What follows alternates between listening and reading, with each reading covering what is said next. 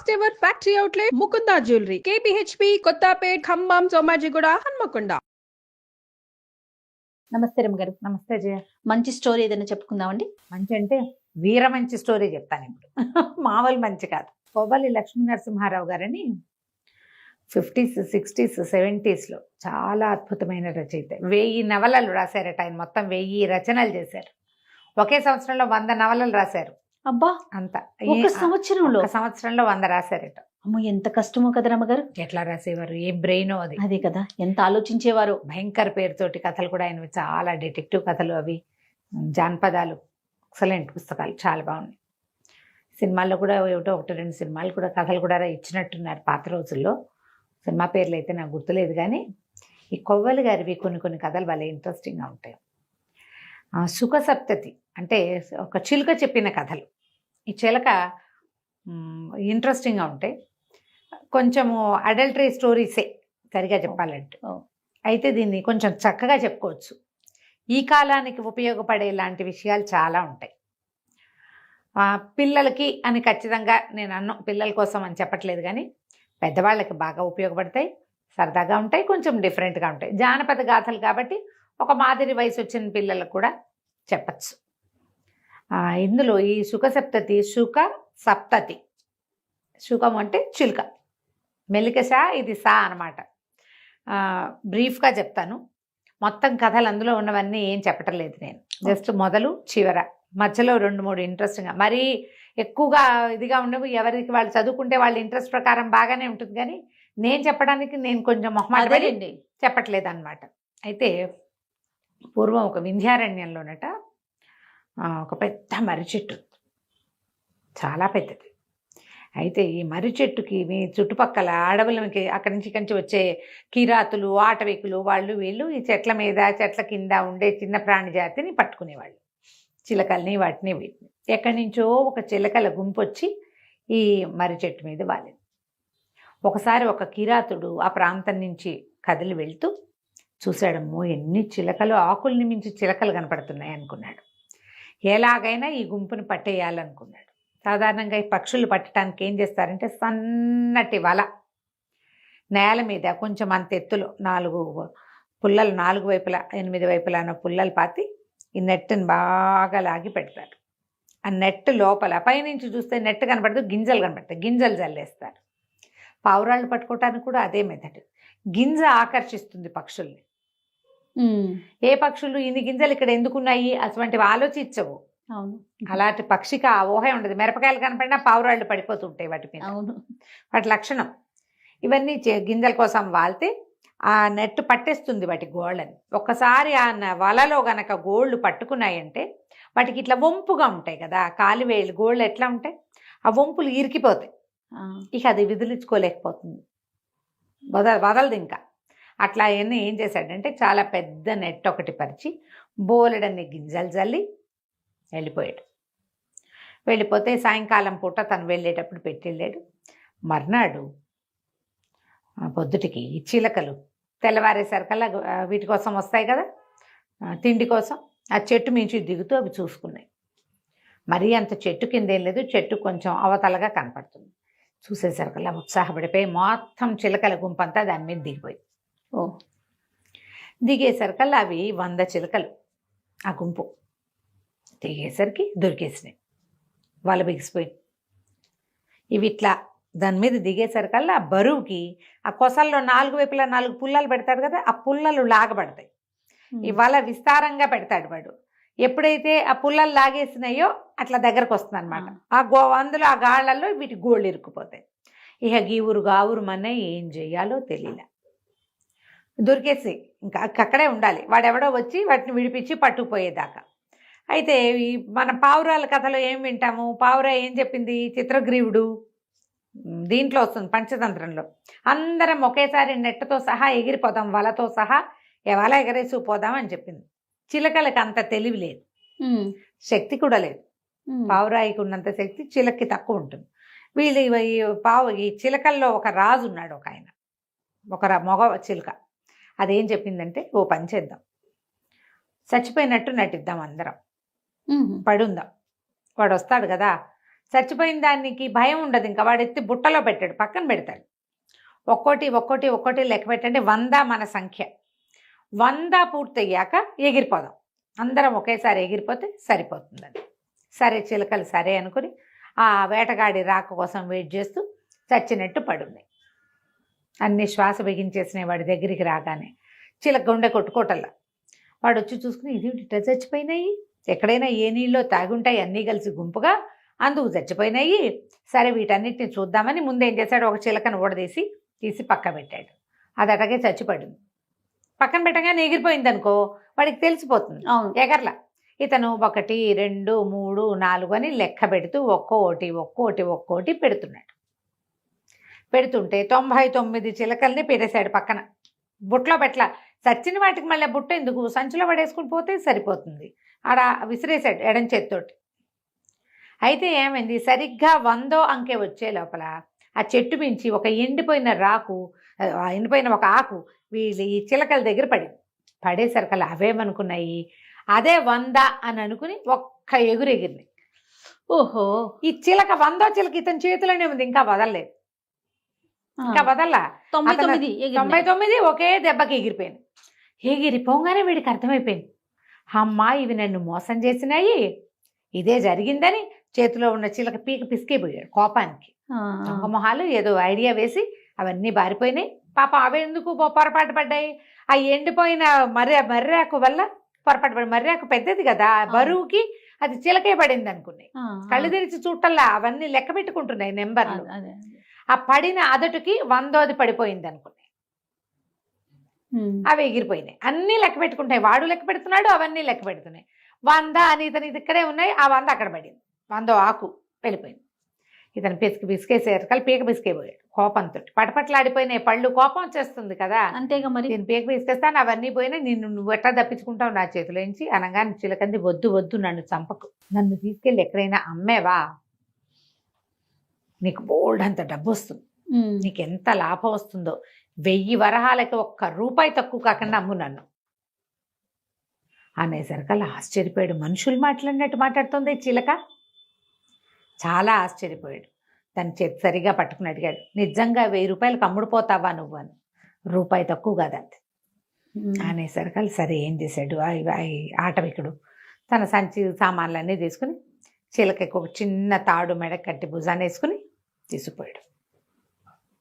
మామూలుగా చిలక మాంసం అమ్మేది వేరేది, మాట్లాడే చిలకలు జంతువులుని వాటిని అమ్మేది కొట్ల దగ్గరికి వెళ్ళి నుంచున్నాడు. నా దగ్గర ఒక బ్రహ్మాండమైన చిలక ఉంది, ఈ చిలక అమ్ముతాను అని. వారా వీరా ఎవరొచ్చినా 1000 వరహాలకి తక్కువ కాదంటాడు. 1000 ఇచ్చి అణాకి కొరగాని చిలకని ఎవరు కొంటారు, అణా పెట్టి కొనచ్చు దాన్ని. 2 3 ఉంటే 2 అణాలు ఇచ్చి 3 తీసుకుంటారు, కొత్తిమీర కట్టల్లాగా. అదే 1 అణా 3 ఎంతకి ఇస్తావు, 2 అణాలకి ఇవ్వు, అలా లెక్క పెడతారు. అలాంటిది పోయి ఇది ఏకంగా 1000 వరహాలంటే ఏమిటి తక్కువ. అయితే ఏమైంది, చిలక భలే అందంగా ఉంది, అది రెక్కలు కదపటము, తలెత్తి అటు ఇటు చూడటము భలే బ్యూటిఫుల్గా ఉన్నాయి. ఆ పక్షి అందం చెప్పరానిదనమాట, చాలా హుందాగా ఉంది. అయితే ఒక వ్యాపారస్తుడు ఒక ఆయన భార్యకి బహుమతిగా ఏదైనా తీసుకెళ్లాలని ఇక్కడికి వచ్చాడు. శెట్టి గారు, రత్నాల శెట్టి ఆయన, పెద్ద ఎత్తున అంటే వాళ్ళవి గ్రాండ్ స్కేల్లో ఉంటాయి కదా బిజినెస్లు. ఈ చిలకను చూసి ముచ్చటపడ్డాడు. 1000 అంటే చాలా ఎక్కువ, ఇంకొక రేట్ ఏదైనా చెప్పమన్నాడు. అనేసరికల్లా చిలకంది, ఆలోచించద్దు శ్రేష్ఠి, నన్ను తీసుకెళ్ళు, నీకు వీడికి 1000 వస్తే 1000కి 100 ఇంతలు లాభం తెచ్చిపెడతా నీకు, నన్ను నీతో తీసుకెళ్ళిపో అని పదే చెప్పేసరికల్లా ఈ శెట్టి గారు ఆ మాటలకి మరీ ముచ్చటపడ్డాడు. ఆ 1000 వాడి చేతిలో పెట్టి ఆటవిక్కడి చేతిలో ఆ చిలకను తీసుకుపోయాడు. ఒక చిన్న బంగారు పంజరం చేయించి తన వ్యాపార కేంద్రంలో పెట్టుకున్నాడు. ఎంత బాగా మాట్లాడేదో ఆ చిలక, పెద్దగా ఎగిరిపోయే ప్రయత్నం చేసేది కాదు. పంజరం నుంచి బయటకు వచ్చినా అక్కడక్కడే తిరిగేది. పళ్ళు గిళ్ళు మంచి మంచి పళ్ళు, వాటిలలో పళ్ళు పెడితే చక్కటి రుచికరమైన పండును సెలెక్ట్ చేసుకునేది. చాలా బుద్ధిగా ఉండేది. ఇక ఎన్ని రకాల బేరాలు చేసేదో, వచ్చిన వాళ్ళ వ్యాపారపు బేరాలు, ఇంకో 10 ఎక్కువ ఇవ్వండి, ఇది మీరు నష్టపోరు అని చెప్పటం. శెట్టి గారి బదులు మొత్తం బేరం అంతా చిలకే చేసేది. విచిత్రమైన కథలు చెప్పేది. అది రెక్కలు విప్పి నడుస్తుంటే ఏదో ఒక మహారాజు నడుస్తున్నట్టుగా ఉండేది, చాలా డిఫరెంట్గా ఉండేది. అయితే ఏమైంది, సరే ఆ చిలకతోటి చాలా కాలక్షేపం చేసేవాడు ఆయన. ఇంటికి వెళ్ళేటప్పుడు ఇంటికి కూడా తీసుకెళ్ళేవాడు, మళ్ళీ పొద్దున్నే తనతో పాటు తీసుకొచ్చేసేవాడు.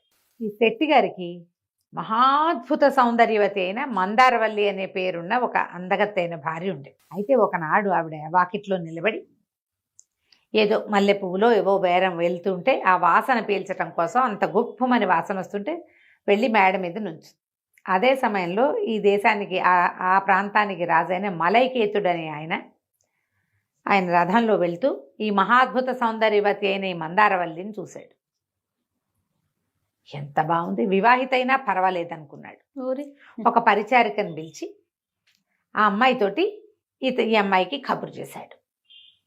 నేను ఎంతో ప్రేమగా ఉన్నాను, నీ మీద వచ్చి నాతో స్పెండ్ చెయ్యి, పెళ్లి చేసుకుంటా లేచకపోదాం కాదు, స్పెండ్ చేయమని పిలిచేశారు కల్లా సరే ఈవిడికి ఉత్సాహం వచ్చింది. రాజు అంతటి వాడు శెట్టిగారు ఎక్కడా, రాజుగారు ఎక్కడా, పైగా సౌందర్యాన్ని నువ్వు ఎంతో అందగత్తవంటే ఎవరంటే వాళ్ళ మీదే ఉంటుంది మనసు.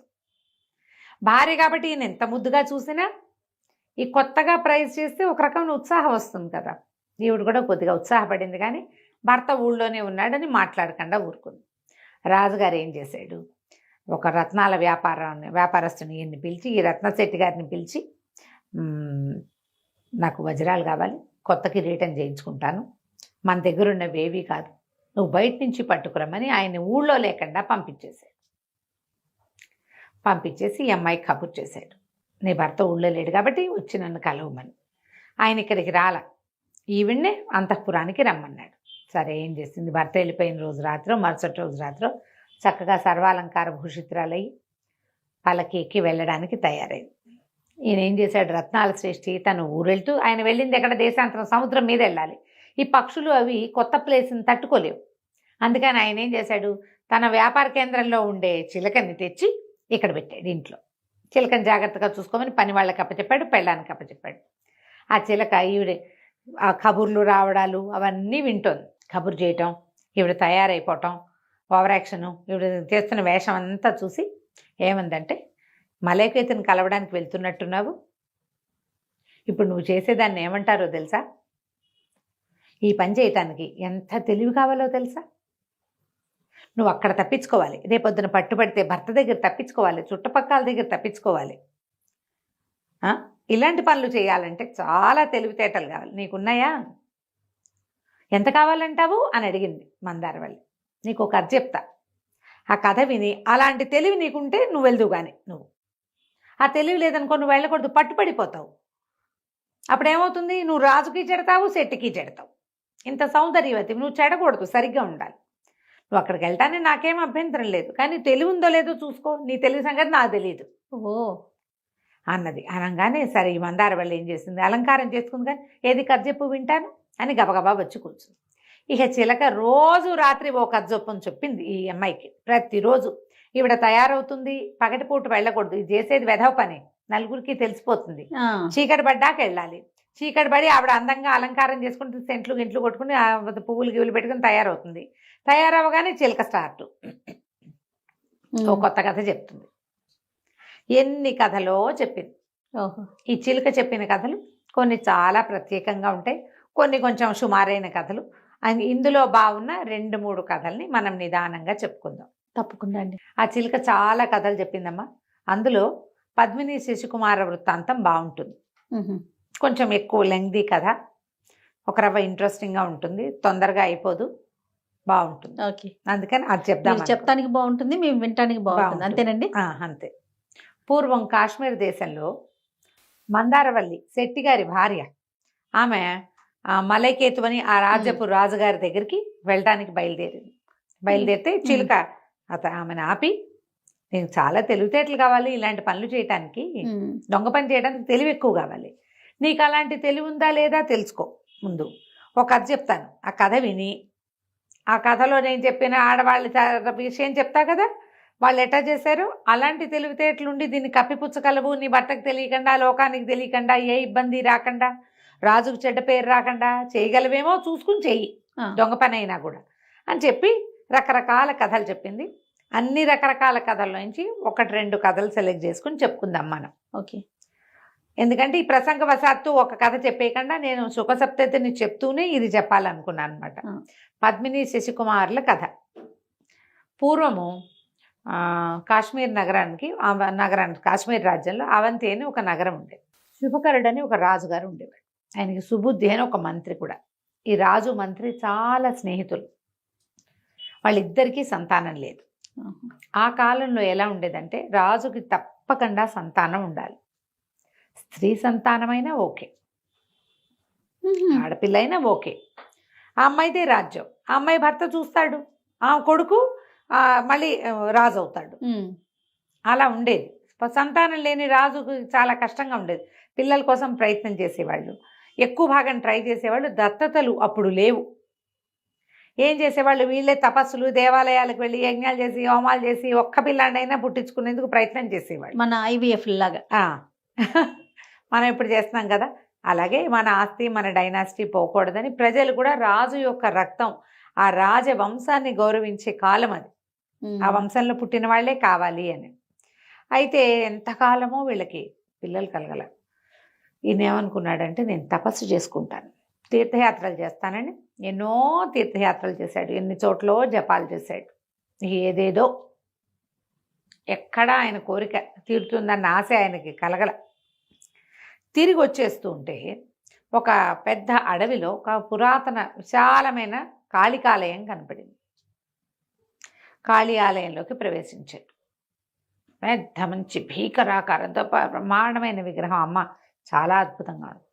ఈయన ఏమన్నాడంటే ఆమెను చూసి, అమ్మ సంతానం లేని జీవితం ఎందుకు, నా రాజ్యం ఏదైతే అది అయిపోను గాక, మెడ తరిగి నన్ను నేను నీకు ఇచ్చేసుకుంటా, ఈ కోరిక తీరని దాంతో నేను మళ్ళీ నగర ప్రవేశం చెయ్యను అని చెప్పి ఒక అమ్మవారికి చేతిలో ఖడ్గాలు చంద్రహాసం ఒకటి పెట్టి ఉంటుంది, ఆమెకు బలి ఇవ్వడానికి ఉండే కదా, ఆ కత్తితోటి మెడ నరుక్కుపోయాడు.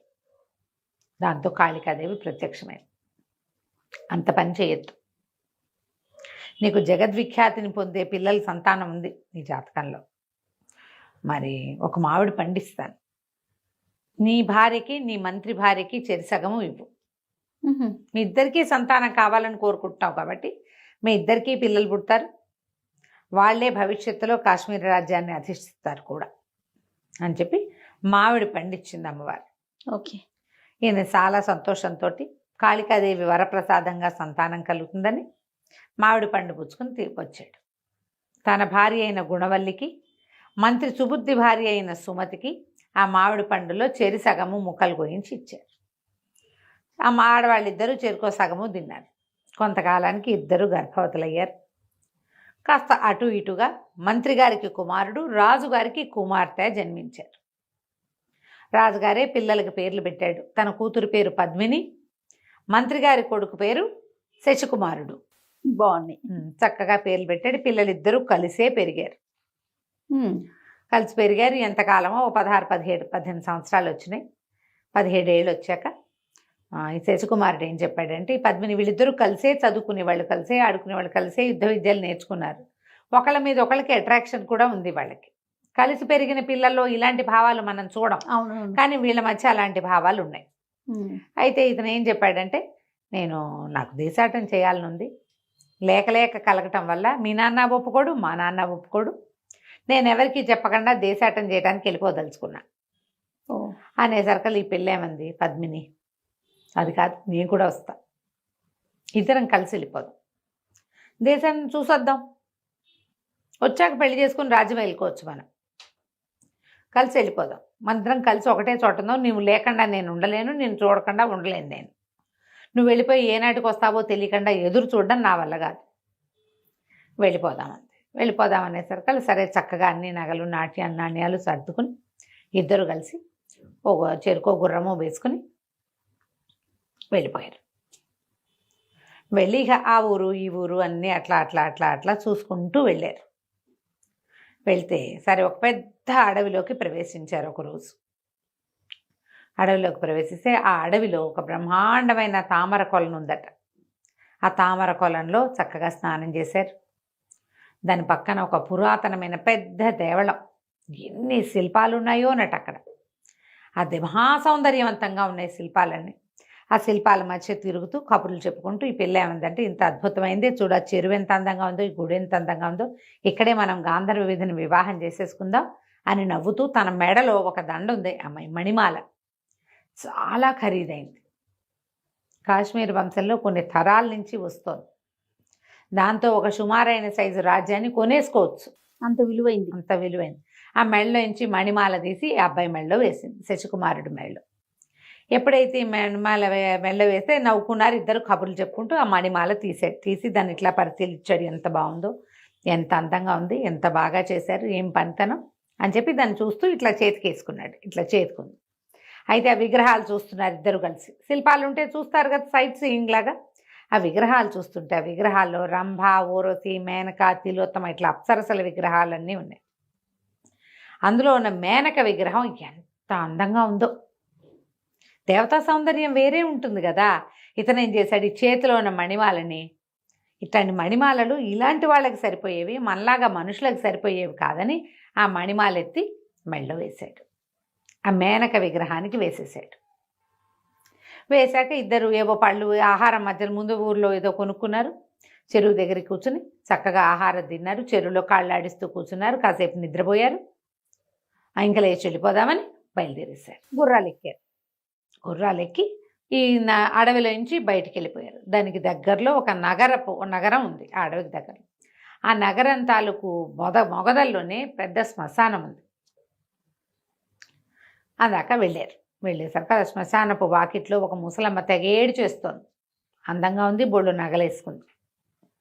ఇటు దగ్గరికి వెళ్ళారు. వెళ్ళేసరికల్లా ఈ పిల్లని చూసేసరికల్లా ఆవిడ, అమ్మ వచ్చావా అని చేతులు పుచ్చుకుంది. ఎవరమ్మా, ఎందుకు ఏడుస్తున్నావు, ఎందుకవ్వా ఇక్కడ నుంచి ఎందుకు ఏడుస్తున్నావని అడిగారు. అడిగితే, అయ్యా నేను అది ఆ అమృతవాహిని, ఆ నగరం పేరు. అమృతవాహిని నగరంలో చాలా పేరుగొన్న గణికని నేను, నళిని నా పేరు, నా కూతురు 16 ఏళ్ళది, ఇట్లాగే ఉండేదచ్చు. నిన్న రాత్రి కలరా వ్యాధితో మరణించింది. పిల్లని తెచ్చి పూడిపిచ్చి దాన్ని వదిలిపెట్టి వెళ్ళలేక ఇక్కడే పడి ఏడుస్తున్నాను నాయన. నాకు ఇక పిల్లలు లేరు, లేక కలిగింది. ఇప్పుడు ముసలిది, చచ్చిపోయిన పిల్ల 16 ఏళ్ళు అని తెగ ఏడ్చి మా అమ్మ, మా తల్లి అచ్చు, మా అమ్మ ఎల్లేనే ఉన్నావు, మాతో ఉండు, నాతో ఉండండి, మీ ఇద్దరు మా ఇంట్లో ఉండండి అని తెగ బతిమలాడింది. సరే వీళ్ళు కూడా ఈ దేశం చూద్దాం అనుకున్నారుగా. ఒక కాపుకి ఒక ఇల్లు ఉందనుకో, ఆ ఇంట్లో ఉండి అన్ని చూసుకోవచ్చు. ముసలమ్మ ఏడుస్తుంటే చిన్నపిల్లలు కదా వీళ్ళు, అందుకని ఏం చేశారు, ఈ ఆవిడతోటి వెళ్ళడానికి ఒప్పుకున్నారు. ఆవిడ బండి ఎవరినో కేకేసి ఆ బండి ఎక్కింది. వీళ్ళు గుర్రాల మీద వాళ్ళ ఇంటికి వెళ్ళిపోయారు. ఇంటికి వెళ్ళంగానే ఆవిడ బోళ్ళు చక్కగా స్నానాలు చేయించి, వీళ్ళకి అలంకారాలు చేయించి, వస్త్రాలు అవి కట్టించి, చక్కగా నగలేసి మెళ్ళో, ఎంతో ముద్దుగా చూసుకుంటానమ్మా, నాతో ఉండండి, నా సొమ్మంతా మీకే ఇస్తాను, నేను ఎవరికి నాకు పెట్టేది లేదు, పోసేది లేదు. పెళ్ళుంటే దాని జీవితం ఇంకోలా ఉండేది, చిలకా గోరింకాళ్ళే ఉన్నారు, రతిదేవి మన్మధుడల్లే ఉన్నారని బోళ్ళంతా ముద్దు చేసింది. ఎప్పుడైతే ఈ మెళ్ళో నగలు ధరింపజేసిందో అప్పుడు ఈ శశికుమారుడికి గుర్తొచ్చింది. తను ఏం చేశాడు, మణిమాలని తీసి మేనక మెళ్ళో వేసేసాడు. అక్కడి నుంచి అన్నాడు, అయ్యో మణిమాలను వదిలేశాను, మరి తీసుకొస్తాను వెళ్ళి అనేసరికల్ ఆవిడ ఒప్పుకోలే. ముసలమ్మ, ఎందుకు, మనకి లేవా పోవా, వదిలేసి ఎవడో అదృష్టవంతుడికి దొరుకుతుంది అనేసరికల్ అట్లా వదలలేను, ఈ అమ్మాయి నా మెళ్ళో వేసింది, పైగా అది కాశ్మీర వంశపు గుర్తు, దాన్ని నేను వదిలిపెట్టలేనని, ఈ గుర్రం మీద ఎంతలోకి వెళ్ళొస్తాను నేను, నువ్వు రెస్ట్ తీసుకో, నేను ఇప్పుడే వెళ్ళొస్తా పద్మిని అని చెప్పి బయలుదేరి వెళ్ళిపోయాడు. గుర్రం వేసుకుని వెళ్ళాడు. శశికుమారుడు గుర్రం మీద మళ్ళీ వెనక్కి వెళ్ళాడు. ఏమిటి, మేనక మెడలో వేసిన మణిమాలని తెచ్చుకోవటం కోసం. సరే వెనక్కి వెళ్ళేసరికల్లా ఏమైంది, వెళ్ళిపోయాడు. దీని దాకా ఈవిడ వద్దు అంటూనే ఉంది ముసలావిడే, మన ఇంట్లో లేనివా నాయన, ఎందుకు వద్దని ఒక వేసాంగని ఒక ముసలావిడే వేసి మాతో వీళ్ళని అట్టు పెట్టుకుంది కదా ఇంట్లో. ఎంత చెప్పినా వినలేదు, గుర్రం ఎక్కి వెళ్ళిపోయాడు. వెళ్ళిన తర్వాత ఆ పురాతన దేవాలయం దగ్గరికి వెళ్ళి, అమృతవాహిని నగరానికి దగ్గరలో ఉంది అది, ఆ పట్టణానికి దగ్గరలో వెళ్ళి ఏం చేశాడు, ఆ మేనక మెడలో ఉన్నటువంటి ఆ దండ తీసుకున్నాడు. అది ఎట్లా చేశాడు, దగ్గరికి వెళ్ళి ఇట్లా తీసుకోకుండా గుర్రం మీద నుంచే అట్లా దాన్ని ఆ విగ్రహం దగ్గరికి వెళ్ళి కత్తితోటి దాన్ని ఇలా లేవదీసి, ఎలా లేవదీశాడో అలాగే ఇట్లా మెడలో వేసుకున్నాడు. అది పెద్ద మణిమాల. అయితే ఏమైంది, వీడి దురదృష్టం, ఆ మణిమాల ఆ పైన మేనక మెడలో ఉన్నప్పుడు అది బయట అవ్వండానికి బయట ఉన్న విగ్రహాలు అవన్నీ లోపల ఉన్నదేం కాదు, ఒక సన్నటి పొడుగాటి పాము పిల్ల విషం కలిగింది. ఓ. ఆ మణిమాలని చుట్టుకొని ఉంది. వీడు తనే చేత్తోటి ఇట్లా తీస్తే పాము కనపడును. ఏం చేశాడు, దూరం నుంచి కత్తితో తీసాడు కదా, అది కాస్త మెడలోకి వెళ్ళంగానే ఆ పాము ఏం చేసింది, కరిచేసింది. పాము కాటందుకున్న మరుక్షణము గిలగిల్లాడిపోయాడు. గుర్రం మీద ఉన్నవాడు గుర్రం మీద ఉన్నట్టే వాలిపోయాడు. దానికి అర్థమైంది పైన ఏదో జరిగింది, కానీ దానికి ఏం చేయాలో తెలియలే. సరే, అంతకుముందే దాన్ని రెడీగా ఊరు వైపుకి తిప్పాడు. అది అలా నడుచుకుంటూ పోయింది. ఆ పాము కరిచిన కాటుకి ఈ శశికుమారుడు కాస్త చనిపోయాడు. ఆ గుర్రం మీదే పడి ఉండిపోయాడు. ఆ పాము పిల్ల ఎక్కడికి వెళ్ళాల. ఆ మెళ్ళలో దండకు చుట్టుకున్నదిగా మెళ్ళలోనే ఉండిపోయింది.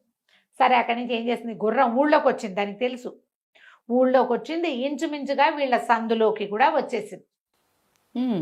ఎక్కడైతే వీళ్ళు ఇంతకుముందు విడిచి చేస్తున్నారో ఆ సందులోకి వచ్చేసింది, కానీ కరెక్ట్గా వాళ్ళ గేటుని దాన్ని గుర్తుపట్టలేకపోయింది. గుర్తుపట్టలేక అటు ఇటు ఎగురుతుంది. ఆ ఇంటికి ఏంటంటే 2 తలుపులు ఉన్నాయి. అక్కడ ఆ లైన్ అంతా అదంతా ఒక వేసేవాటిక చాలా పెద్ద లైను. ఆ లైన్ నిండా ఇలాంటివే బేడలు, 2 గేట్లు అన్ని ఒకేలాగా ఉన్నాయి. ఆ గుర్రము ఆ పైన తన పైన ఉన్నవాడు స్పృహలో లేడన్న ఇది దానికి తెలిసింది. తోలబట్టల్లా అది జనరల్ గా గుర్తుపడతాయి, కానీ దానికి గాభరా వచ్చింది. వీడికి ఏదో అయిపోయిందని తెలిసింది. దానికి ఇంచుమించుగా మృతప్రాయుడుగా ఉన్నాడు. అది కథం తొక్కుతూ అక్కడక్కడే తిరుగుతుంది. అయితే అది ఒక మేడ దగ్గర నిలబడింది. ఆ మేడ మీద వేశ్యాంగన తాలూకు ఇల్లు. ఆవిడకి ఒక 18-19 సంవత్సరాలు 20 సంవత్సరాలు ఉన్న కూతురుంది, మంజుబాణని. ఆ అమ్మాయికి మంచి నాట్యంలో ప్రవేశం ఉంది, సంగీతం అద్భుతంగా పడుతుంది, మహాద్భుత సౌందర్యవతి. ఆ పైనుంచి చూస్తుంటే ఈ చక్కగా మంచి రూపురేఖలతో ఉన్న కుర్రాడు ఒకడు గుర్రం మీద పడి ఉన్నాడని కనపడింది. ఎంత బాగున్నాడో అని అతని వైపే చూస్తుంటే వాడేం తన వైపు చూడటల్లా, చూస్తోంది. గుర్రం అటు ఇటు వెళ్తుంది, మళ్ళీ వచ్చి ఇక్కడ నుంచి ఉంటుంది. ఒక ఊహ వచ్చింది, నా కోసమే వచ్చాడా అనిపించింది ఆ అమ్మాయికి. గబగబా దిగేసింది. వాళ్ళు ఏంటంటే వాకిట్లోకి వచ్చిన మగవాళ్ళని పిలుస్తారు పాపం, ఇంకా వాళ్ళ జీవితం అదే. దిగింది. దిగేసరికి వాళ్ళ దగ్గరికి వెళ్ళి చూస్తే ఎంత పండులా ఉన్నాడో. ఓ 16-17 ఏళ్ల కుర్రాడు, మీసాలు వచ్చినాయి, కొంచెం బలంగా కనపడుతున్నాడు. గుర్రం బ్రహ్మాండంగా ఉంది. వీడి మీద ఒంటి మీద బట్టలు కూడా రాజోచితమైన బట్టలు ఉన్నాయి. అక్కడి నుంచి ఆ గుర్రం గొలుసు తాడు పట్టుకుని కళ్ళేముంటుందిగా అది పట్టుకుని తమ ఇంటి వైపుకి లాక్కొస్తే అది మాట్లాడకుండా వచ్చేసింది. రాగానే కేకలు పెట్టింది, ఒరే రెండ్రా దింపండ్రా. వాళ్ళు వీళ్ళు పని వాళ్ళు వచ్చి ఆ అబ్బాయిని దింపారు. ఈ అమ్మాయి ఏమనుకుంది, వీడు ఏదో మాదక ద్రవ్యం తీసుకున్నాడు, లోపల తీసుకెళ్ళి పడిపోయి ఉన్నాడు, ఇతను అర్థం కాల. తీరా లోపలికి వెళ్ళేసరికల్లా వాళ్ళకి అర్థమైంది బతికి లేడని చెప్పారు పనివాడు. ఆ అమ్మాయి గోలుమని ఏడ్చే శోకాలు పెట్టేసేసింది. అయ్యో, క్షణంలో లవ్ ఎట్ ఫస్ట్ సైట్, ప్రేమించేశాను, అయ్యో నా ప్రాణప్రియుడు వీడు కాస్త చచ్చిపోయాడు, ఇప్పుడు నేనేం చేతనే అమ్మ అని శోకాలు పెడితే వాళ్ళ అమ్మ వచ్చి చూస్తే అబ్బాయి బాగున్నాడు. మెడలో బ్రహ్మాండమైన మణిమాల ఉంది, చిన్న వస్తువులు కూడా ఏవో ఉన్నాయి, దండకడిగాలు అవి ఉన్నాయి, కానీ చచ్చేలాగా ఉన్నాడు. చచ్చిపోయాడు. వీళ్ళకి అర్థకాల పల్స్ అయితే అందరల్లా. అక్కడి నుంచి ఏం చేశారు, వైద్యుడిని పిలుచుకురా అని అమ్మాయి ఏడ్చేటి శోకాలు పెట్టింది. నా ప్రాణాలన్నీ వీడి మీదే పెట్టుకున్నా, క్షణంలో నా మనసు ఇచ్చేసాను, ఇటు అయిపోయాడు, అంతలో ఉన్నాడు అనుకున్నాను, మరణించినట్టుగా కనపడుతున్నాడని కేకలు పెట్టేసరికి ఈవిడ వాళ్ళ అమ్మ ఏం చేసింది, ఒక వైద్యుడిని పిలవనంపింది. ఆ వైద్యుడు వచ్చి చూసేసరికి ఒళ్ళంతా పరీక్షించేసరికి అప్పుడు అతనికి ఈ మణిమాలకి ఈ ప్రాంతంలో ఒక చిన్నటి సన్నగా ఇంత పొడుగ్గా పురికోసలాగా ఉన్న పాము చుట్టుకుని నిద్రపోతోంది. అది కాటేసి మళ్ళీ పడుకుంది. అప్పుడు ఆయన ఏం చేశాడు, చెప్పాడు, ఇతను చచ్చిపోయాడు, ఇంచుమించుగా విషం దిగి ఇట్లా ఉన్నాడు, ఒక పని చేద్దామని. ఇతను ఒట్టి వైద్యుడు కాదు, ఇతనికి మంత్రం కూడా వచ్చు, గారుడ మంత్రం ఏది. ఆ మంత్రంతో ఆ పాము పిల్లని నిద్రలేపి అది ఎక్కడ కరిచిందో అక్కడే దాని కూరలు పెట్టించి విషం లాగిచ్చాడు వెనక్కి. విషం లాగిచ్చేసి ఆ పామును కాస్త చంపించేసి వీడికి మెల్లిగా హార్ట్ బీట్ మొదలైంది. ఇతను ఏం చేశాడు, ఇక ఈ విషం ఎక్కిన వాళ్ళు ఒక రకంగా అలిసిపోతారు. అతనికి చేయవలసిన ప్రతిక్రియలన్నీ చేసి ఔషధాలు ఇచ్చి అమ్మాయి ఒక పూటంతా రెస్ట్ తీసుకొని రేపటికి లేస్తాడు, ఏం పర్వాలేదు, ఇంకా బతుకున్నట్టే, భయం లేదు, మామూలు జీవక్రియలన్నీ నార్మల్గా ఉన్నాయి అని చెప్పేశారు కదా. ఈ అమ్మాయి సంతోషంగా అతనికి ఇచ్చిన మందు వైద్యం అతనికి చెప్పి మందు వేసేసి ఇక దగ్గరుండి విసరటము, గంధం రాయటము, దగ్గరే ఉండి చూసుకుని సేవలు చేసింది. ఒక రోజు గడిచేసరికి నిద్ర లేచి తెల్లబోయాడు. ఎక్కడున్నాను నేను అన్నాడు. అనేసరికల్లా ఈ అమ్మాయి ఆనందంతో కావలించుకొని, నిన్ను పాము గరిచింది తెలుసా, నీ మణిమాలకు చుట్టుకుని ఉంది, నేనే నిన్ను బతికించుకున్నాను, నా కోసమే బతికించుకున్నానని ఇక అక్కడి నుంచి గబగబా స్నానం చేయించింది, రకరకాల బట్టలు తెచ్చి కట్టించింది, బొళ్ళని స్వీట్లు పెట్టింది, హాట్లు పెట్టింది, కూల్ డ్రింకులు తాగిచ్చింది. ఇన్ని రకాలయ్యేసరికి వాడికి ఆ ఇల్లు వదిలిపెట్టి వెళ్ళాల. తను ఎక్కడున్నా అంటే అమృతవాహినిలోనే ఉన్నాడు తెలిసింది. కానీ ఆ అమ్మాయితో ఉండటం మొదలుపెట్టాడు. ఈ అమ్మాయి ఒక 19-20 ఏళ్ళది, వీడు ఒక 17 ఏళ్ల వాడు. ఆ అమ్మాయికి ఇలాంటి వ్యవహారాల్లో అందవేసిన చెయ్యి, దానికి 4 తెలుసు. వీడు కుర్రాడు. ఇక ఆ అమ్మాయికి లొంగిపోయాడు. నిజానికి ఇది ఎక్కడ జరిగింది సందు ఈ వ్యవహారం? ఏ లైన్లో అయితే ఆ అమ్మాయి పద్మిని ఉన్నదో అదే లైన్లో కొన్ని ఇళ్ల తర్వాత అక్కడే ఉండి కూడా ఇంకా పద్మిని మాట ఎత్తనివల ఆ అమ్మాయి అసలు క్షణం ఊపిరి సలపనివల వాడికి. ఆ అమ్మాయితోటే ఉండటం మొదలుపెట్టాడు. ఓ 4 రోజులు 3 రోజులు ఉండి మోజు తీరిపోయాక వెళ్ళిపోతాడు అనుకుంది వాళ్ళమ్మ. మనవాడు గదల్లా దివో ఆవిడే. ఇంతలో ఎప్పుడైతే ఇతను సాయంకాలం అయినా తిరిగి రాలేదో ఆ పద్మిని ఏడవటం మొదలుపెట్టింది. సాయంత్రం అయింది, రేపైంది, 3వ రోజైంది, రాడే. తెగేరు చేసి ఆ పిల్ల నేను చచ్చిపోతానో, ఏమైపోయాడో, ఏదైనా అయిపోయి ఉంటాడు, ఎవరైనా ఎత్తుకుపోయారా, యాక్సిడెంట్లు అయినా ఆయన ఊహిస్తారు. అవును. 2 గంటలో వెళ్ళి గంటలో రావాల్సింది 3 రోజులు 4 రోజులు పట్టింది. పిల్ల అన్నం తినకుండా నీళ్లు దాక్కుండా ఏడిస్తే ఆ పెంచుకుంటానని తీసుకెళ్ళింది కదా ఆవిడేమంది, అమ్మ అట్లా కాదు, మన ఊళ్ళో ఒక సన్యాసి ఒక ఆయన ఉన్నాడు, వెళ్ళి ప్రశ్న వేద్దాం అని చెప్పి పిల్లని తీసుకుపోయింది. అక్కడికి తీసుకెళ్తే ఆయన అన్నాడు, అమ్మ నీ భర్త ఎక్కడో ఇరుక్కుని ఉన్నాడు, 100% నీతో అతనికి వివాహం ఉంది, సంతానం ఉంది, నువ్వే అతని పట్టమహేషివి, అతని దక్షిణ నాయకుడు, ఇంకా వివాహాలు ఉన్నాయి నీ భర్తకి, ఎక్కడో ఉన్నాడు, వస్తాడు, నువ్వు కంగారు పడద్దని ఈ పిల్లకి నచ్చజెప్పాడు ఆయన. ఈవిడ తీసుకెళ్లిన ముసలావిడ ఓళ్ళని నగలు నాణ్యాలు ఇచ్చి ఆయనకి సంతోషపెట్టి ఈ పిల్లని ఇంటికి తీసుకొచ్చి, అమ్మ కడుపు నిండా కాకపోతే కొంతైనా తిను, నీ భర్త వచ్చేసరికి నువ్వు చిక్కిపోయి రూపు మాసిపోతే ఎట్లా, వస్తాడు, ఈ లోపల సంగీతం నేర్చుకుంది కానీ అభిజ్ఞాన శాకుంతలం చదువుకో, మేఘ సందేశం చదువుకో అని చక్కగా చదువుకి కూర్చోబెట్టి, రాజకుమార్తె కదా హాయిగా పిల్లకి చదువు చెప్పించడం మొదలుపెట్టింది. తన కూతురు చచ్చిపోయింది, అదే పోలికలో ఉన్న ఈ పిల్లని ఆవిడ చూసుకోవటం మొదలెట్టింది. ఈ పిల్ల రోజులు లెక్క పెట్టుకుంటూ, క్యాలెండర్ చూసుకుంటూ ఎన్ని రోజులు అయినాయో లెక్క పెట్టుకుంటుంది. ఏదో ఒక నాటికి ఖచ్చితంగా తిరిగి వస్తాడు.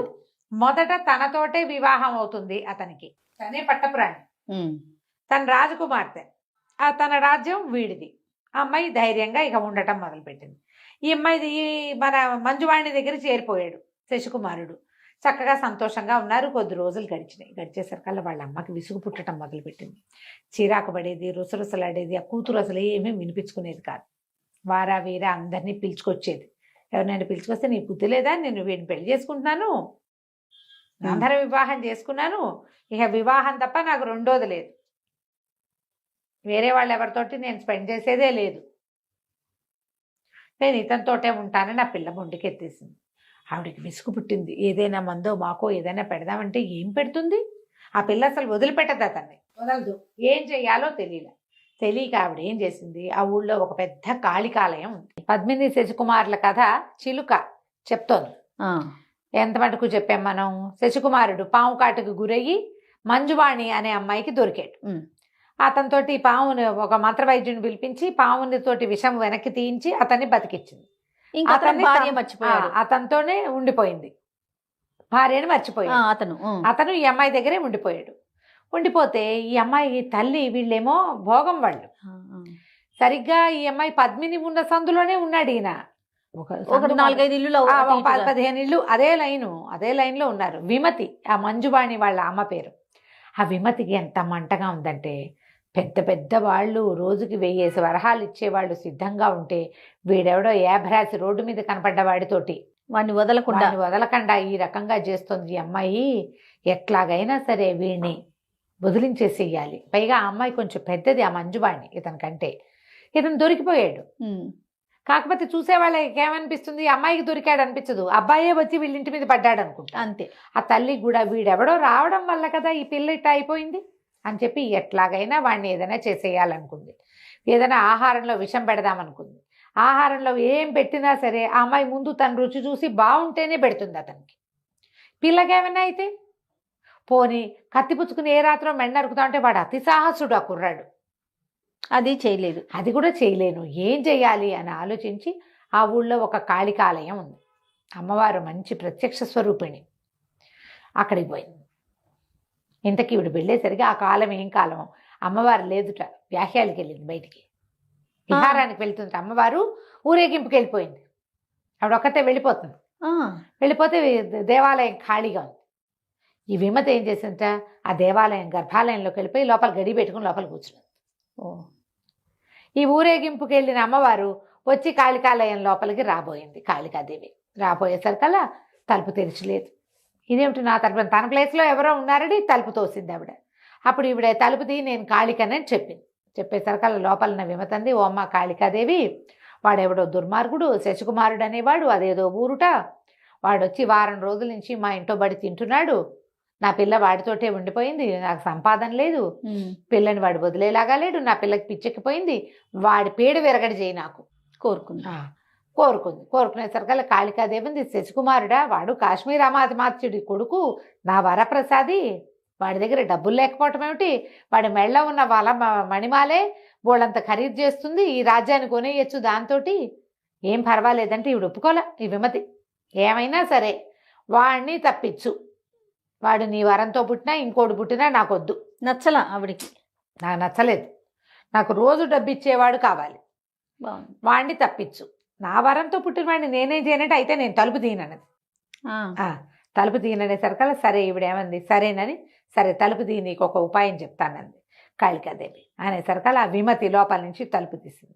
ఈవిడ పోయి కాళికా అమ్మవారు త్రిశూలం దాటించుకుంటూ వెళ్ళి తన పీఠం మీద కూర్చుని ఒక పంచవర్ణాల మందార పువ్వుని చేతిలో పెట్టింది. ఎట్టాగైనా వాడిని ఎత్తి మీద పెట్టు, దీన్ని చీలక అయిపోయి లేచిపోతాడు, ఆ పువ్వు పోతే గాని వాడికి ఇది ఉండదు, స్పృహ రాదు అని చెప్పింది.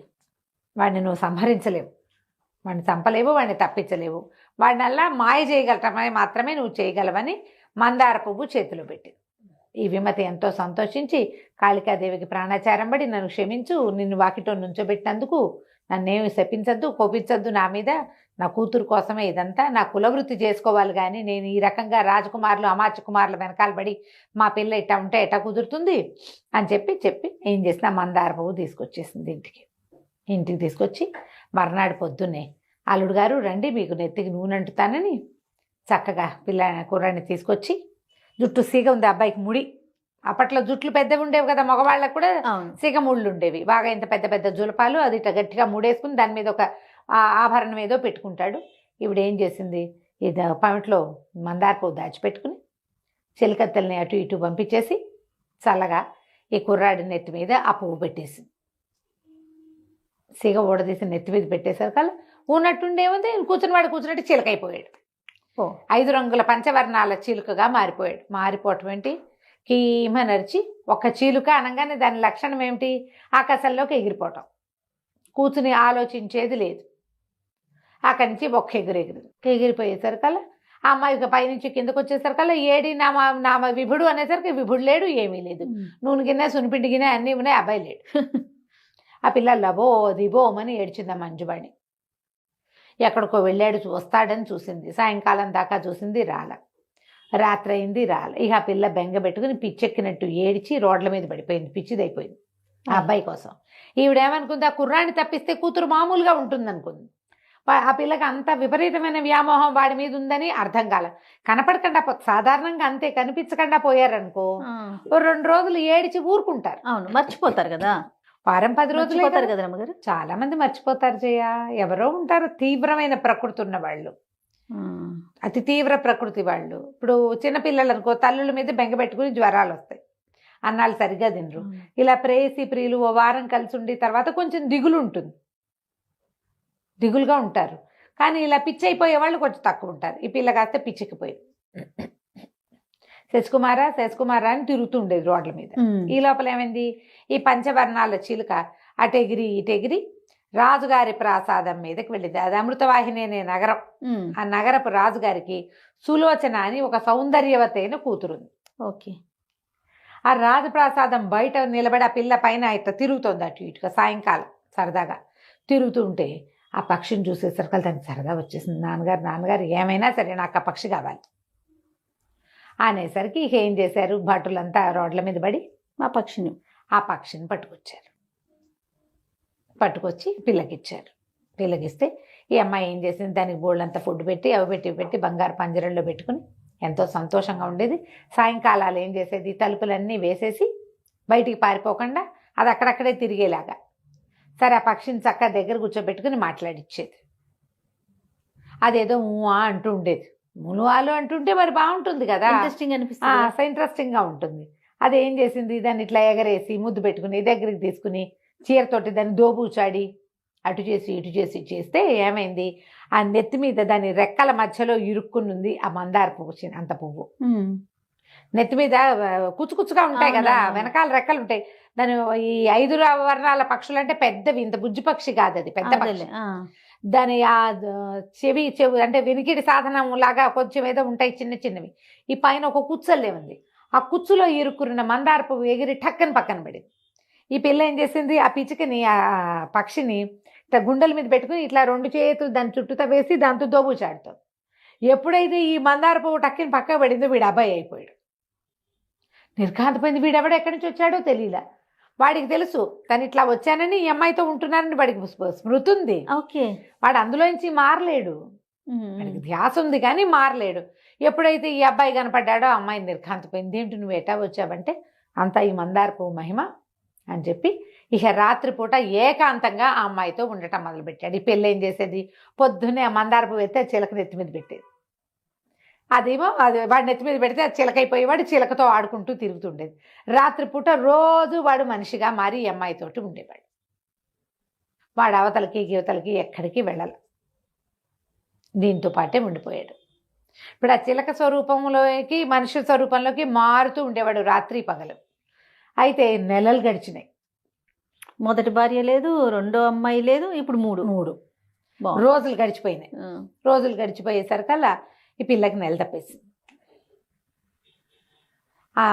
రోజు ఈ అమ్మాయి బట్టలు వస్త్రాలు అవి తీసే ఆవిడకి నెల తిరిగేసరికి పిల్ల బయట ఉండాలి, అవి తెలుసు కదా. ఏమిటి నెల మీద ఇన్ని రోజులు గడిచినాయని బాగా తేరిపారా రాజకుమారిని చూసి పిల్లకి దౌహృద లక్షణాలు కనపడుతున్నాయని గమనించి చటుక్కన చెలికత్తలకి ఉప్పందించింది. అమ్మాయి చెరుగు మాయలేదు చూసుకోండి. చెరుగు మాయలేదు అంటే ఇది, చెరుగు మాసింది అంటే పీరియడ్ వచ్చినట్టు అనేసరికల్లా ఇప్పుడు నిర్ఘాంతపోయింది. అయ్యో ఇదేమిటి, ఏం చెయ్యాలి? అక్కడి నుంచి ఎవ్వరు రారు, పోతుటీగ కూడా ప్రవేశించరు ఆ మందిరంలోకి. పూర్తిగా ఆడవాళ్లే కాపలా ఉంటారు. చెలికత్తెలు ఎవ్వరికీ తెలీదు, వాసన కూడా లేదు. ఎందుకంటే ఈ అమ్మాయి రోజు తలుపేసుకుని పడుకుంటుంది గదిలో. ఆ తలుపు లోపలికి దుర్భేద్యమైన తలుపులు, అందులోకి ఎట్టా వెళ్తారు మనుషులు? అవును, మానవ మాత్రుడు ప్రవేశించడు. పోతుటీగ కూడా, ఆఖరికి మొగ ఈగ కూడా లోపలికి వెళ్ళదు. ఎలా జరిగింది ఇది అని బాగా పరీక్షించారు. ఎంతమందో సైనికుల్ని కాపలా పెట్టారు. పెట్టగా వీళ్ళకి ఏమనిపించింది, మాటలు వినపడుతున్నాయి అప్పుడప్పుడు అని తెలుస్తోంది. కనిపెట్టారు. లోపలకి ఎవడూ ప్రవేశించకుండా లోపల మాటలు ఎట్టా ఉంటాయి, అంతేగా. అక్కడి నుంచి ఏం చేశారు, ఒకనాటి తెల్లవారుచామున ఇంకా సేపట్లో తెల్లవారుతుందనగా సైనికులు లోపలికి వచ్చేసారు. గదిలో అమ్మాయి గది తలుపు పక్కన ముందు నుంచి జాగ్రత్తగా కిటికీలకి స్క్రూలు అవి తీసేసి ఈ పిల్ల అభ్యంతర మందిరంలోకి సైనికులు ప్రవేశించేశారు. ఈ ప్రవేశించేసరికల్లా ఈ అమ్మాయి ఏం చేసింది, కంగారు పడి గబుక్కున ఆ చేతిలో పక్కనున్న మందారపు ఎత్తి వాడిని నెత్తి మీద పెట్టింది. వీళ్ళు ఆ అమ్మాయి పక్కన పడుకున్న మగవాడు వాడు చిలగ్గా మారిపోవటం చూసేశారు. ఓహో, మంచం మీద ఉన్న ఆ కుర్రాడు ఓ 19-20 ఏళ్లవాడు, చక్కగా నవమన్మధాకారుడుగా ఉన్నవాడు, మంచం పొడుగుతూ ఉన్నాడు, తెల్లగా కనిపిస్తున్నాడు. పిల్లాడు బలశాలిగా కనిపిస్తున్నాడు. ఎంతసేపు కుర్రాళ్ళని గమనించటం, పైగా సైనికుల దృష్టి బాగా సూక్ష్మంగా ఉంటుంది. అవును. చూస్తూ ఉండగానే అది వాడు చిటుక్కున చిలగ్గా మారిపోవటం చూసేసరికల్లా సైనికులంతా కేకలు పెట్టారు. వీళ్ళల్లో ఈ లోపలికి ప్రవేశించిన గూఢచార సైనికుల్లో ఒకడు కామరూప విద్య తెలిసిన వాడు, మంత్రాలు తెలిసిన వాళ్ళు కొంతమంది ఉండేవాళ్ళు ఆ రోజులు. వాడు చటుక్కునే డేగ రూపంలో ఆ చిలక వెంట పడ్డాడు. మరి ఇది రాజకుమార్తె గర్భవతి అయింది, అమ్మాయే మనకి రేపొద్దున కాబోయే రాజు, వీడెవడో దుర్మార్గుడు అతి కన్యాంతఃపురంలోకి వచ్చేసి కన్యని గర్భవతిని చేసేస్తే అది ఎట్లా పనికొస్తుంది? వాడిని పట్టుకోవద్దు. వాడు మనిషో ఇంకోడో ఏమిటో అదైనా తెలియాలి, ప్రజలకు సమాధానం చెప్పాలి కదా. అంతేగా. వీడు డేగ రూపంతో బడి వెంట పడ్డాడు. పడేసరికల్లా ఇక గిరికీలు కొడుతూ పరిగెత్తింది చిలక. వాడు చిలకగా మారాడు, కానీ చిలకలాగా తిరగడానికి వాడికంత ప్రాక్టీస్ లేదు శశికుమారుడికి. అవును, ముందు చిలకగా మారాడు. ఒక రోజంతా రాజుగారి అత్తపురం మీద తిరిగాడు. వాళ్ళు పట్టేశారు. పట్టిన దగ్గర నుంచి అమ్మాయితోటే ఉన్నాడు. వాడికి ఏమొచ్చు? ఎగరటం. ఏటా ఒకటి దొరకలేదు, ఇంకా దొరుకుతాడు. ఇక పరిగెత్తాడు, ఎగిరాడు, దూకాడు. ఈ లోపల సైనికులు కొంతమంది రాజుగారితో చెప్పారు, ఎవడో కుర్రాడు వాడు చిలకగా మారిపోయాడు.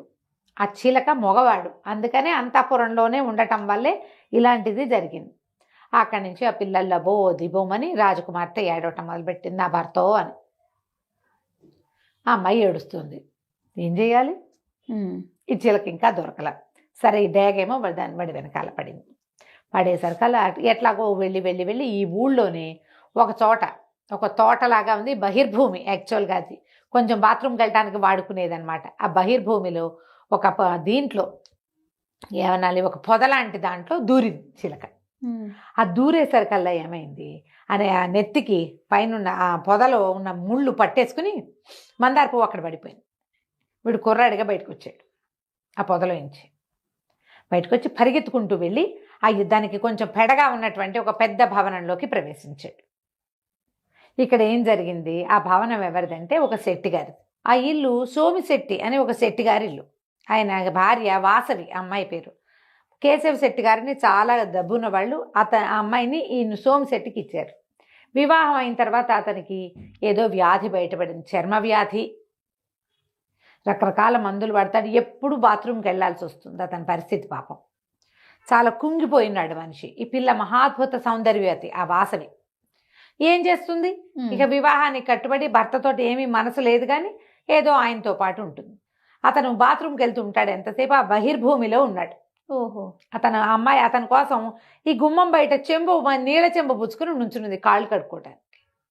ఎప్పుడైతే ఈ అమ్మాయి పరిగెత్తుకుంటూ మన శశికుమారుడు చటుక్కుని అక్కడికి వెళ్ళాడు. వెళ్ళి, నా ప్రాణాలకు ప్రమాదం, ఎవరైనా వస్తే నేను ఇక్కడ లేనని చెప్పండి అని చెప్పేసి గుమ్మంలోకి వెళ్ళాడు.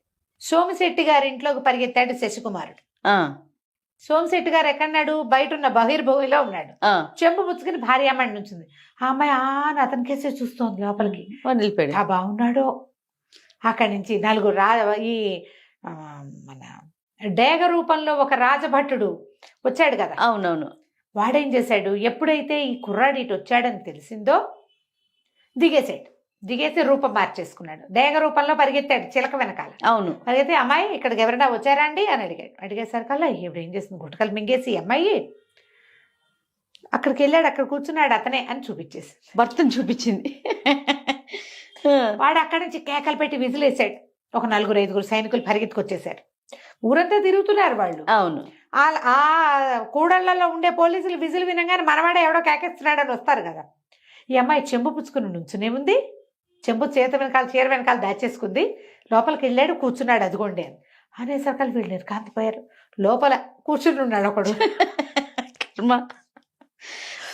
వీళ్ళు పరిగెత్తుకుంటూ వెళ్ళి ఇద్దరు మనుషులు చెరుకో పక్కన వచ్చారు. రెక్కలు పుచ్చుకొని లేవలేదు, తీసుకెళ్ళిపోయారు.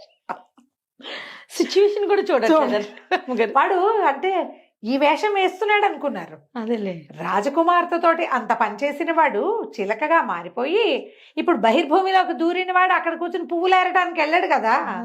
అక్కడ అందరూ ఏం చేస్తారో వీడు కూడా అదే చేస్తాడు. వాళ్ళ మధ్యలో ఉండి తమని మోసం చేస్తున్నాడు అనుకున్నారు వాళ్ళు.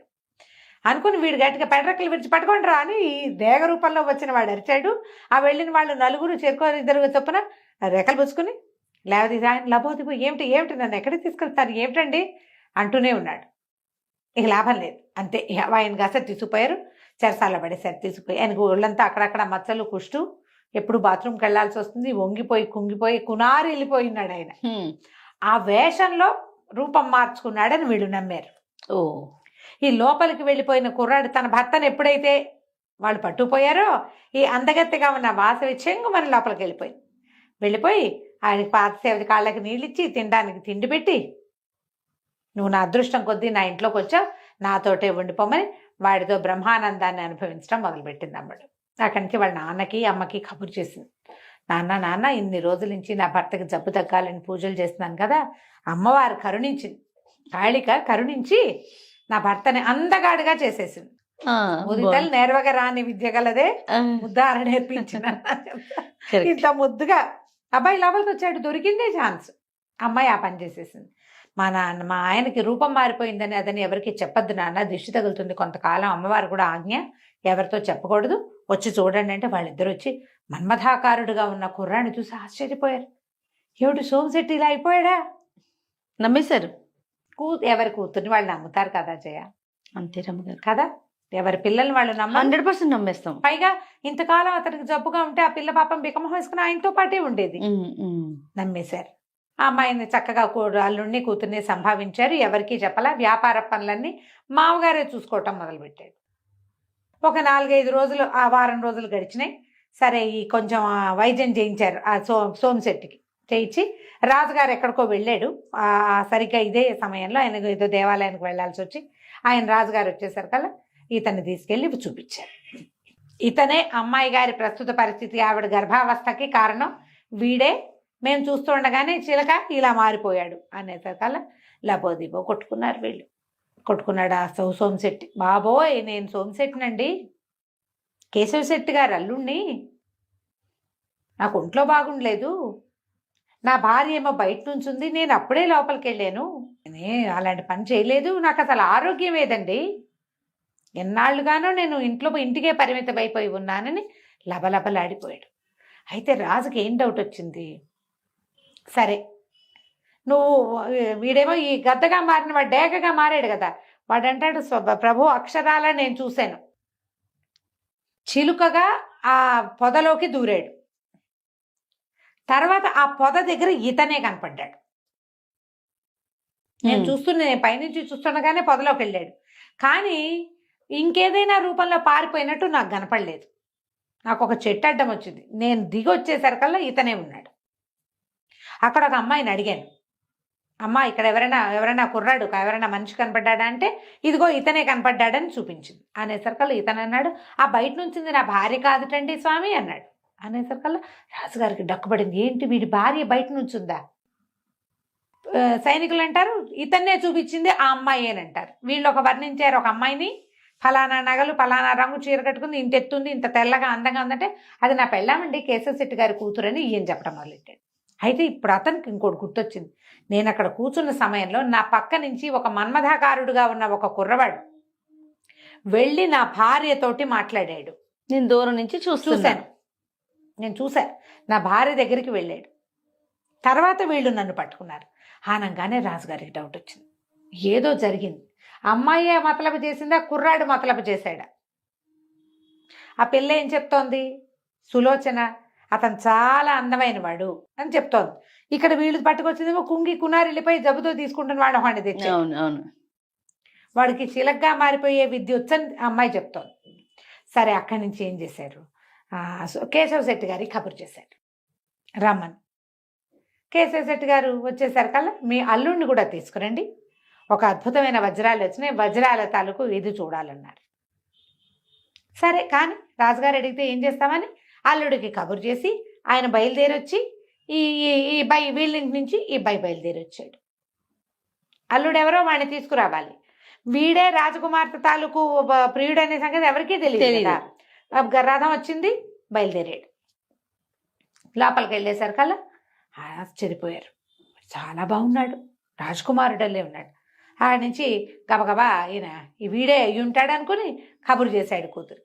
కూతురు పరిగెత్తుకు రావడం ఏంటి, ఒక్కసారి అతను చూడంగానే నాథా అని వెళ్ళి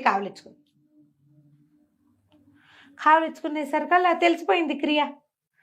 కూర్చోబెట్టారు, ఏవో మంచినీళ్ళు గించినీళ్ళు ఇచ్చారు. బాబు మీరేదో సిద్ధపురుషుడిలాగా ఉన్నారు, ఎలా ఇలా రూపం మార్చుకోగలిగారు, మీరెవరండి ఏమిటండి అని కనుక్కున్నారు. కేశవ శెట్టి గారు లోపలికి వచ్చాడు. బయటంతా గందరగోళంగా ఉంది, ఆడపిల్లలు మగపిల్లలు మగవాళ్ళు సైనికులు, తర్వాత రాజుగారి తాలూకు మంత్రి గింత్రి వాళ్ళంతా చేరారు.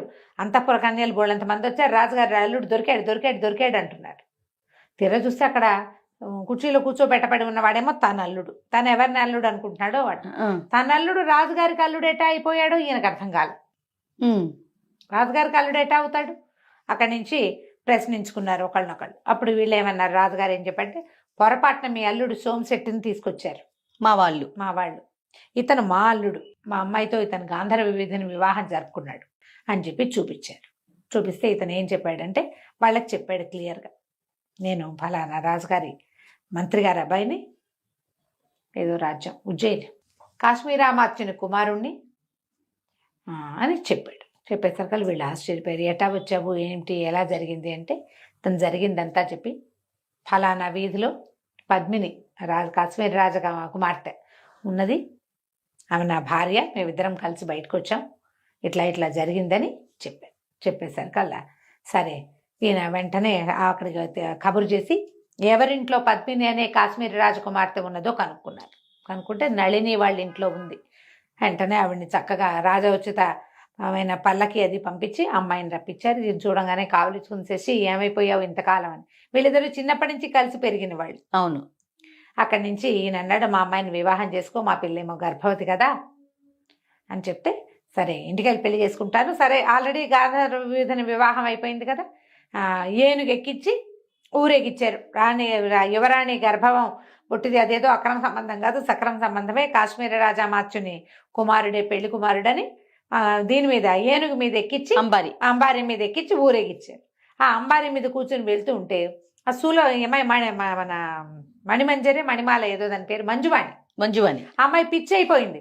ఇతను కనపడక పిచ్చిదానిలాగా తిరుగుతుంటే ఇతను ఆశ్చర్యపోయాడు. ఈ అమ్మాయి మంజువాణి, నాకు పాము కరిస్తే ఆ పాము విషయాన్ని తీయించింది తనే, తన దగ్గరే 15 రోజులు ఉన్నాను నేను అనేసరికల్లా ఈ రాజుగారి భటులు ఆవిడని తీసుకెళ్లి చక్కగా స్నానాలు అవి చేయించి ఆవిడ్ని తన దగ్గరికి చేర్చారు. 3 అయ్యారు అమ్మాయిలు. సరే కాశ్మీర్ రాజ్యానికి బయలుదేరుతుంటే ఇతని జ్ఞాపకం వచ్చింది. పాపం ఆ వాసవి నన్ను ప్రేమించింది. ఇంతలో ఏమైంది, సోమిశెట్టి కాస్త మరణించాడు. చెరసాలలో 10 వారం రోజులు ఉన్నాడా. ఇల్లు చేరేసరికల్లా ఒక రకమైన శ్రమకు లోనయ్యి అతను మరణించాడు. ఆ అమ్మాయి విధవరాలు అయిపోయింది. అయితే ఇతను రాజుగారికి చెప్పాడు, అమృతవాహిని పట్టణపు రాజుగారికి, అమృతవర్మ ఆయన పేరు, ఫలానా కేశవ శెట్టి గారి కుమార్తెను కూడా వీళ్ళతో పాటే నేను చేపడతాను, ఆమెను కూడా నాతో పాటు పంపించేసేయండి. ఆ వాసవిని కూడా వీళ్ళకి రాజకుమార్తె వెనకాల తోడిచ్చి పంపించేశారు. ఈ 4 అమ్మాయిలతోటి కాశ్మీర్ రాజ్యానికి చేరి రాజకుమార్తెను పెళ్లి చేసుకుని తర్వాత కాశ్మీర్ రాజ్యానికి రాజయ్యాడు. ఈ కథ చెప్పింది చిలుక. ముందు ఈ కథలు చెప్పి అంటే వర్తకుడి భార్యకి చెప్తోందన్నమాట. నువ్వు చూడు, ఇలాంటి కథలు ఉన్నాయి లోకం అంతా. ఎంతెంత తెలివిగా అమ్మాయి చూడు ఏం చేసిందో, తన భర్తని అక్కడ కూర్చున్న వాడిని చేసే భర్తగా వాడే దొంగని చేసి వాళ్ళకి అప్పచెప్పింది. అలాంటి తెలివి ఉండాలి ఇలాంటి పనులు చేయాలంటే. నీకు లేదు, నీకు అంత తెలివితేటలు లేవు. ఆలోచించుకోండి. కథ అంతా విన్నాక ఏమవుతుంది, నిద్ర వస్తుంది. కథ వినేసరికి నిద్ర రాదు. ఎవరైనా చెప్తుంటే రాత్రిపూట మరీ కళ్ళు మూతలు పడిపోతాయి. నిద్రపోయింది ఇంకా ఆ రోజుకి వెళ్ళలేదు. ఇలాంటి ఎన్నో కథలు చెప్పి ఆ చిలుక ఈ వ్యాపారస్తుడి భార్యని రాజుగారి దగ్గరికి వెళ్ళనివ్వకుండా చేసింది. దీంతో పద్మిని శశికుమార్ల కథ సమాప్తం. ఇంకా బోల్డ్ అని కథలు ఉన్నాయి జయ, అన్ని ఏవో ఇలాగే రకరకాలు.